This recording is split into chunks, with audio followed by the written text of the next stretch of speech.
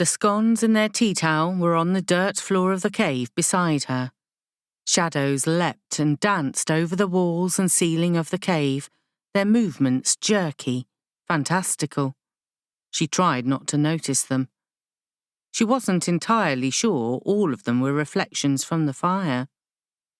When Morgan had led her to the cave and told her they would go into it, Winsome had shaken her head.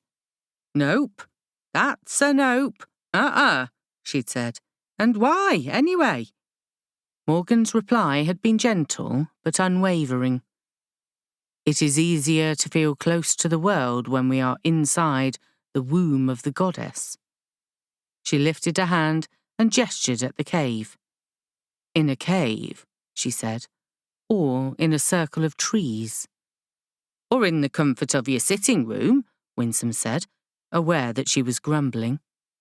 Morgan laughed. "It is possible," she said, "and some of us have a knack to walk wherever we are.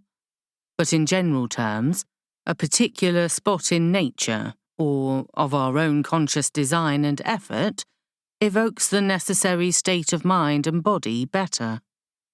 Winsome had looked over at Morgan. "It's all very complicated, isn't it?" she asked, then turned to look back at the cave. "No wonder Christianity caught on in the end. It's very civilized, just sitting inside a church each week, letting the priest do most of the work." Morgan was silent, and after a minute, Winsome had let her lead her into the darkness of the cave. Sitting in a church once or twice a week might have been simpler, but by God, Winsome thought, she had never marvelled so much at the world, never felt so close to her own spiritual nature, never helped so many in truly meaningful ways since Morgan had begun showing her a different way. The ancient path. She gasped, turned it into a deep breath, and closed her eyes, seeking stillness. "What am I supposed to be doing here?" she asked, her eyes still shut, feeling a little woozy, as though the oxygen in the cave had thinned to a small trickle into her lungs. Winsome took a deep breath, but there was plenty of air. Perhaps the dizziness was from the herbs. She felt something warm come and press against her thigh. Her hand touched fur.